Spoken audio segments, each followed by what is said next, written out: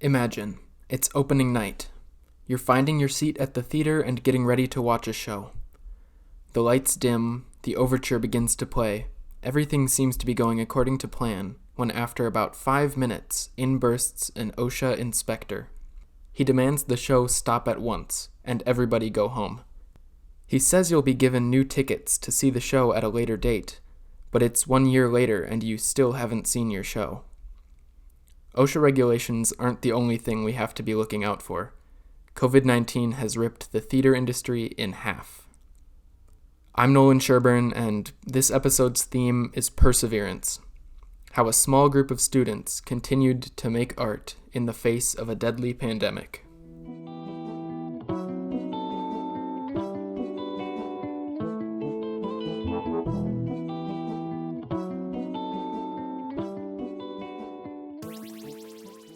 Part 1. The Technician. My name is Jacob Aloi, but everybody calls me Coby. He, him, his are the pronouns that I use, and I am a theater technician, and primarily I do lighting technician work, electrician work, lighting supervision work, and occasionally lighting design work. Coby is someone I have worked with on a number of projects, and look up to in a lot of ways. I asked him what is one of the most important things in creating his art, and he said, Theater is the one place where you get to meet people who have every single background under the sun. I think that that's really what the inspirational thing for me in creating my kind of art when I create art in theater is that I get to interact and tell really interesting, intricate stories with a lot of people who all don't have the same background. I think that's the wonderful thing about theater. It's the great equalizer in a lot of ways. It's true. The theater is a place where people from all walks of life come together to share their stories and experiences. This past summer, I had an incredible opportunity to go out to New York and work with people from all over the world, creating art and displaying their messages on the stage. I was going to experience a lot of different cultures, meet a lot of new people, share and learn and create meaningful art. But 1 week before I would have driven up, I got an email telling me that it was no longer safe to go, and that I no longer had a job. That wasn't the case for Coby.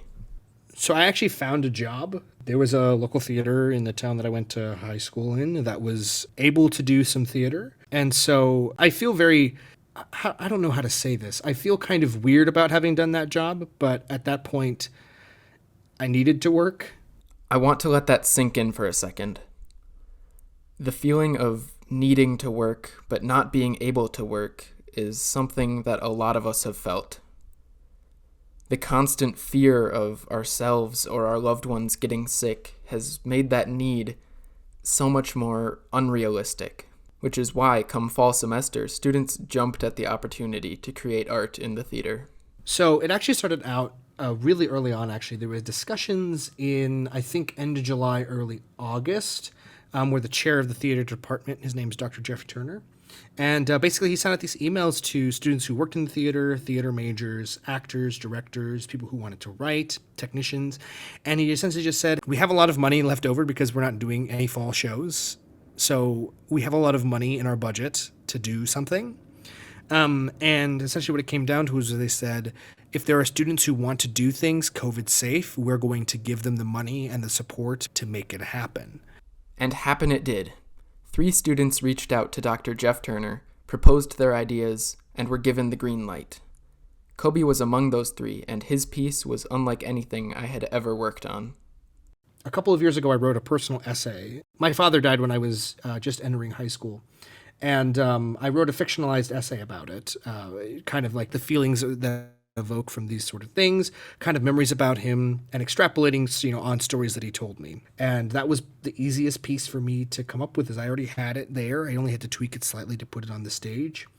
And it was around this time too that, so many months into a pandemic, you kind of are strapped for entertainment theater-wise that you can watch and intake. And there's this wonderful production that was done, it's on PBS. It's called Light Falls. And essentially it's a lecture about how Einstein came up with the theory of relativity. And it's intercut with live actors on stage. And the lecturer stands in front of this giant scrim. For those who may not be familiar with what a scrim is, it's a very finely woven screen that's sort of see-through. So like actors can stand behind it. But because that screen's there, you can actually project on it, and actors can interact with the projections that are on the screen in front of them. And it just so happens Hamlin actually has a scrim. And I was like, what would be really cool is if I could play with projections in the space. And so that's how I went about approaching it. He already had the piece written. He felt comfortable performing it himself. He knew what he wanted in terms of costuming and lighting and projections and the atmosphere of the space. And so he created and performed Father's Kitchen. My father was meant to be a chef. His palate was unmatched, and in the short time that I spent with him, there was not a dish that he prepared that I disliked. Yes, my father was meant to be a chef. However, Uncle Sam had other plans. It's odd, but I can't remember anything we had to eat at my father's funeral. Maybe it was bland or something off of a takeout menu. After all these years, I've never been able to recall. The pragmatic part of me says that it was an emotional day and food was an afterthought. But the idealist in me says that I don't remember it because it wasn't memorable. I know that sounds like the most basic sentence in the English language, but it's true. My father's cooking makes my mouth water just talking about it. I think that at my father's funeral, the world realized it had not just lost a great husband and father, but a kindred soul who just wanted to feed people.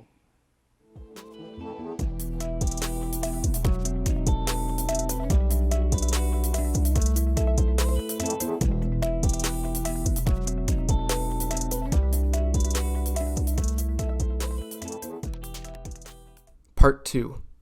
The Actor. So my name is Anika Besst. I use she, they pronouns. So I'm a student actor and dancer, and then I also volunteer in the costume shop, and then I also write for the student newspaper, if you would like to consider journalism art. Anika has been an actor for a long time, and I think it's important to note that college theater is very different from other forms of theater. In high school, students may have participated for the fun of it, to have the chance to be in a big-name show like Peter Pan or Les Miserables. However, college theater seems to have a different focus. The funding a college has for theater is much different than a community theater or like even a high school theater, at least my high school theater. So it was kind of cool, even though we still have a budget here at Hamlin and everything, to have more flexibility and like more skills, people going into the lighting design and media design and everything. So like that was really cool to be a part of. And I also think the shows we did, they really explored cool themes and concepts, which like in high school theater, you don't always get the opportunity to do either. In addition to acting, Anika also volunteers in the Hamlin Theater costume shop, creating costumes for all of the different shows. She shared with me a story about one of her memorable experiences there. This is kind of more recent, but last year I was building a shirt for a show Hamlin did called We're Gonna Be Okay, and I remember the designer wanted it to be painted to give like a very like Barbie Ken look to it. It was 1950s, very like 1950s perfect look kind of thing.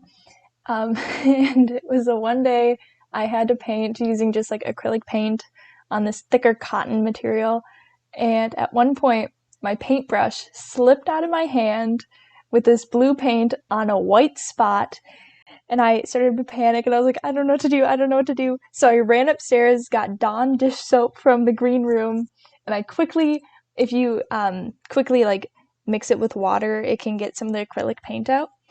It ended up being at the bottom of the shirt, so it was basically where the hem was, so it didn't really matter, but it was the biggest panic I've ever had in any theater experience in my life. This show, We're Gonna Be Okay, was being performed in March of 2020, right as the COVID numbers in Minnesota started to rise for the first time. The production got one weekend in, but just before the second weekend of shows would have begun, it was shut down.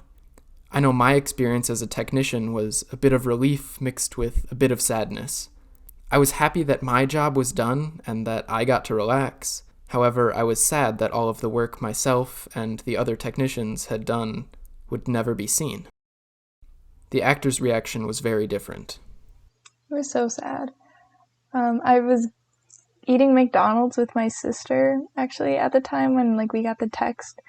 And all of us, we obviously didn't want it to happen, but there was, kind of a sneaking suspicion in a way that, there could have been the possibility. So it was weird. Everything was kind of up in the air. It was pins and needles waiting for what the call was going to be.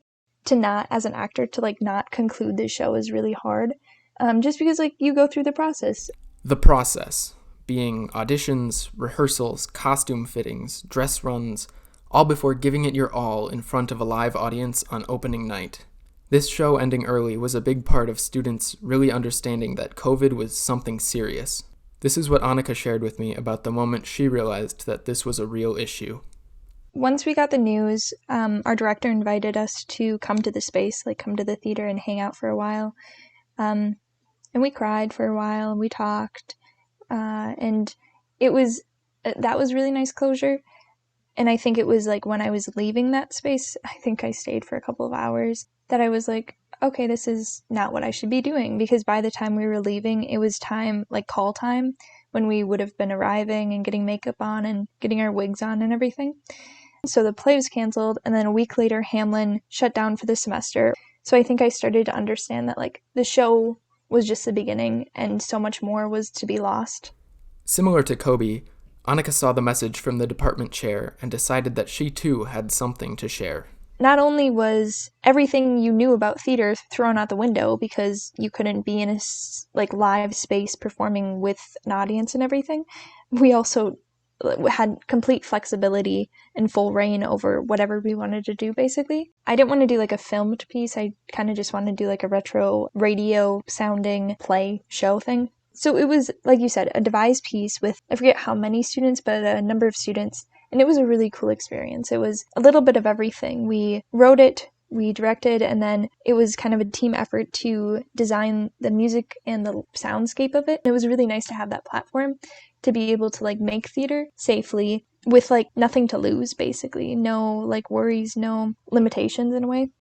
So we started virtually over Google Meet, and it was weird. One of the challenges was finding time to meet and doing it safely. And some people couldn't come to campus, so then adding them in rehearsals and things. So that was one challenge. The other challenge was, I think because so many people for months had not done theater and had not had the space, the emotional space, the mental space to just think on things. It was kind of getting some of the dust off and just continuing on and trying to figure out artistically how to respond to this moment, or what I was even thinking about the moment. So it was that mix of collaborating and then also finding the emotional and mental space to be artistic. After about a month of devising and writing and recording, Anika and her team had a show to perform. The radio play consisted of several stories, the inspiration for which came from real life, real letters sent during that time. Facts of life from 100 years ago. It was social commentary on what happened in 1918, but it also really related to what the politics of the United States was at about 6 months ago or a year ago, when it was all happening with the Trump administration and everything, and how they handled the pandemic. All of them were derived from real recordings and letters people found, which was really cool to have something based in fact, but also create it however we wanted. There were these little vignettes, and the through line was basically that we'll get through this in a way, but we have to get through it together, and it'll be hard. And just kind of the velocity of what we were dealing with, and what the 1918 pandemic seemed like, because that was huge in its own way. The show was meant to reflect the lives of those living through the 1918 pandemic, and still be relevant to what was and is happening today. Here's a cut from 50 Million Lives. When does it end, Mill? Feels like nearly everybody has got the flu over here. I am so tired and I want to go back. I want to show my face and I want to see everyone else's. I get it, Mill, I do. And I'm being careful. but I am tired. I am tired of the death and the changes and the lack of anything I know. The flu kills quickly, and you die alone. That's the kicker of it. Alone. Perhaps with a nurse holding your hand. Then you're wrapped up and piled into the undertaker's wagon. Your family digs your grave, because the grave diggers are all sick. A priest you don't know says a few words, then moves on to the next one, while your family's still shoveling. Terrible. Awful. When I go, just throw me in the ocean. Cape Cod or the Mediterranean or somewhere nice at least. That's funny. Well, sour moods kill.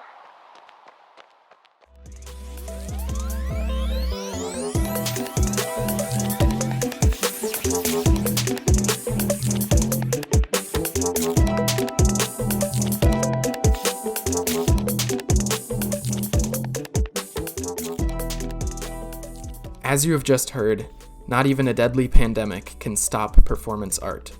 When the world shut down, artists still found a way to perform. And since the fall, we have been creating more and more. Hamlin Theater just wrapped up another performance, titled 365 Days, 365 Plays by Susan Laurie Parks. This show was filmed and streamed over Zoom for a live audience.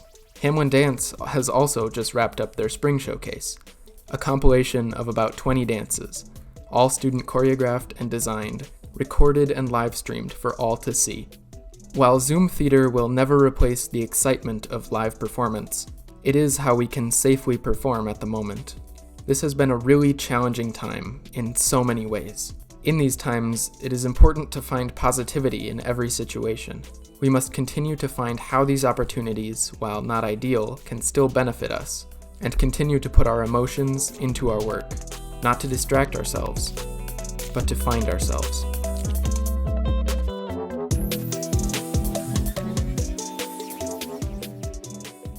This episode was created for Hamlin University Digital Audio. Special thanks to Jacob, Coby, Aloi, and Anika Besst. The production Coby mentioned, Light Falls, can be found on YouTube. You can find the full recordings of the student-created productions on the Hamlin Theater website. The music you heard is Backturn by Shaolin Dub, found on Free Music Archive. All links can be found in the transcript.